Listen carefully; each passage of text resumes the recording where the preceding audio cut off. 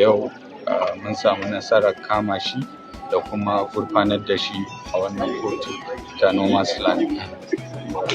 Kamar lokacin da aka zo an ta yanzu kuwa sai harabar kotunan majistirar da ke unguwar Noman's Land wanda a yammacin yau ne dai rundunar 'yan sanda ta jihar Kano ta gurfanar da shehin malamin nan Ibrahim Isa Abdullahi Makwarari a gaban kotu biyo bayan tuhume-tuhumen da gwamnatin Kano ke masa na sayar da filayen mutane. To sai dai a lokacin da aka tsaya a kotun kama daga bangaren lauyoyin gwamnati da kuma lauyoyin wanda ake kara an shafe sama da awanni biyu ana muhawara irin ta lauyoyi tare da gabatar da hujjoji. Lauyan wanda ake tuhuma wato Sheikh Isa Makwarari ya shaida wa kotun cewa makamanciyar wannan shari'a ana yin ta a wata babbar kotun jiha can daban dan haka ne ma ba daidai bane gwamnatin Kano ta sake dawo da shi da kuma gurfanar da shi a ita wannan kotu ta majistare. To sai dai a lokacin da alkali ya nemi da lauyan Makwarari ya gabatar da hujja biyo bayan abin da ya ce har ma wata kotu ta ba da oda cewa a gwamnatin Kano ta sake yin wani yunkuri na kama shi Sheikh Makwarari ko kuma gurfanar da shi a gaban kotu.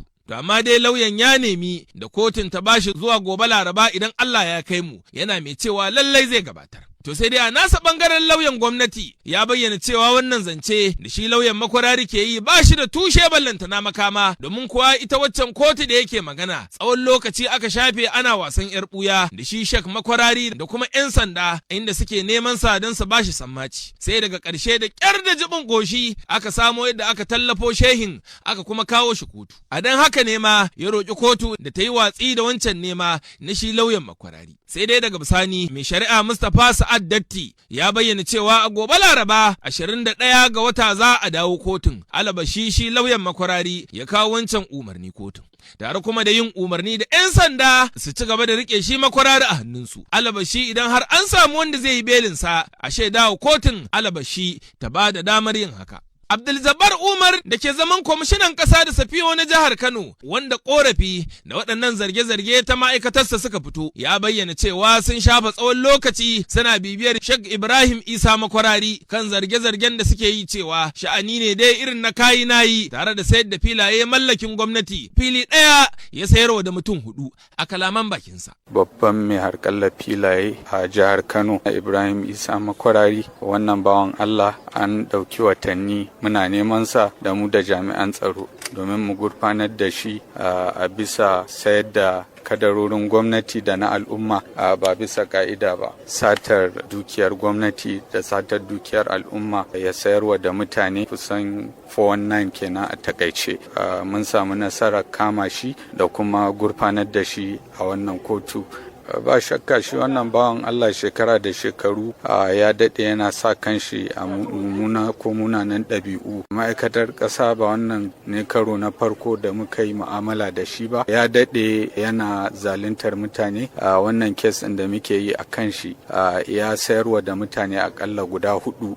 Wannan fili da ake magana in ya sayarwa da mutum idan aka sako shi gaba suka fuskanci akwai matsala sai ya ƙara sayarwa da wani ya karɓi kuɗin wanda ya sayarwa ya biya wancan wanda ya sayarwa. Saboda haka ba abin mamaki bane a ce akwai kararraki daban-daban a kan shi. Ba mamaki banda a kan shi akwai kararraki da mutane ko al'ummar gari suka shigar a kan shi. A wannan kes din kamar yadda ka faɗa akwai kes a kotun nan ya gudu ya yi ikirarin cewa ba shi da lafiya. Akwai kes a Federal High Court, akwai kes High Court Ungogo da ya danganci wannan al'amari. Saboda haka ba al'amari bane na ban mamaki. Duk wani mai sa kanshi a irin waɗannan sarƙaƙiya ba abin mamaki ba ne a ce yana da kyasa-kyasai. Dama wannan gaba ce da dole sai an kawo ta. Gwamnati duk gudun ruwanka baka isa ka gudu ba idan ka yi afka laifuffuka irin wannan.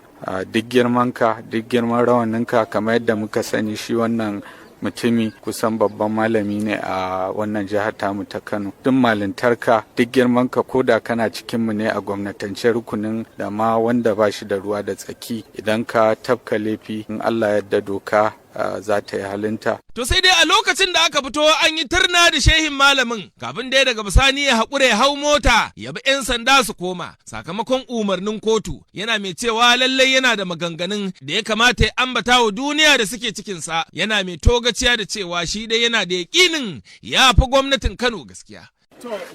Sarkin musulmi ina da oda ina da order da take sai ka bani ne wallahi ba kai ku tsaya ba za mu ba ina da order. To yau mun samu nasarar kama shi da kuma gurfanar da shi a wannan kotu ta noma Malan. Kamar lokacin da aka zo an ta takaddama tsakanin bangaren masu gabatarwa misali inda suke cewar kamar akwai wata shari'a makamancin haka a wancan watakila kuna da masaniya ne misali akan wannan? Ba shakka shi wannan bawan Allah shekara da shekaru ya daɗe yana sa kanshi a munanan ɗabi'u. Ma'aikatar ƙasa ba wannan ne karo na farko da muka yi mu'amala da shi ba. Ya daɗe yana zaluntar mutane. Wannan kes ɗin da muke yi a kan shi ya sayarwa da mutane akalla guda 4 wannan fili da ake magana. In ya sayarwa da mutum idan aka sako shi gaba suka fuskanci akwai matsala sai ya ƙara sayarwa da wani ya karɓi kuɗin wanda ya sayarwa ya biya wancan wanda ya sayarwa. Saboda haka ba abin mamaki ba ne a ce akwai ƙararraki daban-daban a kan shi. Ba mamaki banda a kan shi akwai ƙararraki da mutane ko al'ummar gari suka shigar a kan shi. A wannan kes ɗin kamar yadda ka faɗa akwai kes a kotun nan ya gudu ya yi ikirarin cewa ba shi da lafiya. Akwai kes a Federal High Court, akwai kes ina tsammani a High Court Ngogo da ya danganci wannan al'amari. Saboda haka ba al'amari ba ne na ban mamaki. Duk wani mai sa kanshi a irin waɗannan sarƙaƙiya ba abin mamaki ba ne a ce yana da kisa-kisai daban-daban. Ga shi tun da an zo kotu, me kuke fata a gun kotu? To alhamdulillahi dama wannan gaba ce da dole sai an kawo ta. Gwamnati duk gudu ruwanka baka isa ka gudu ba idan kai afka laifuka irin wannan. Duk girmanka duk girman rawaninka kamar yadda muka sani shi wannan mutumi kusan babban malami ne a wannan jihar tamu ta Kano. To duk malintarka duk girman ka koda kana cikin mu ne a gwamnatance rukunin masu mukami ko zababbu da duk wani wanda yake ji yana da ruwa da tsaki da ma wanda ba shi da ruwa da tsaki idan ka tafka laifi in Allah yadda doka za ta yi halinta saboda babu wanda ya fi ƙarfi. Muna tsaye akan gaɓoɓinmu na ganin cewa duk wanda ya afka munanan laifuffuka irin wannan da suka danganci harkar ƙasa in Allah yadda sai mun kamo shi mun tabbatar doka ta yi halinta in Allah yadda. Bakwa ganin za a ce siyasa saboda an taɓa samu a shekarun baya bayan Malan ta takarar gwamna ya taɓa yi a jihar. Bakwa ganin za a kalli kamar akwai wani bitar na siyasa a cikin abin da Masha Allah. To siyasa ina dangantakarta da laifi irin wannan. Shikenan dan kayi takarar gwamna a ce kayi sata ba za a kama ka ba. Ina ganin wannan magana ce ta kusan teburin mai shayi saboda ba ta da alaƙa da laifin da wannan bawan Allah ya aikata. Ana dai kotu kuma shari'a ita za ta tabbatar da wa'annan laifuffuka insha Allah. Daga ƙarshe kamar laifuka irin waɗannan wasu za su ce ba za a rasa nasaba da waɗanda suke cikin gida ba ma'ana daga cikin ma'aikatarka wataƙila a nan gaba a shari'a idan har an iya ganowa akwai wasu a cikin gida a shirye kuke da ku miƙa su domin kotu ta yi aikinta? Ba shakka ba za mu iya cewa babu haɗin kai da waɗanda muke tare da su ba domin duniya ma ta shaida al'ummar jihar Kano sun shaida tun da gwamnatin Alhaji Abubakar Yusuf ta zo ba ta yi ƙasa a gwiwa ba wajen tsaftace harkar ƙasa a jihar nan. Tun zuwan shi kowa ya shaida cewa rigingimu irin wannan da suka danganci ƙasa sun ragu.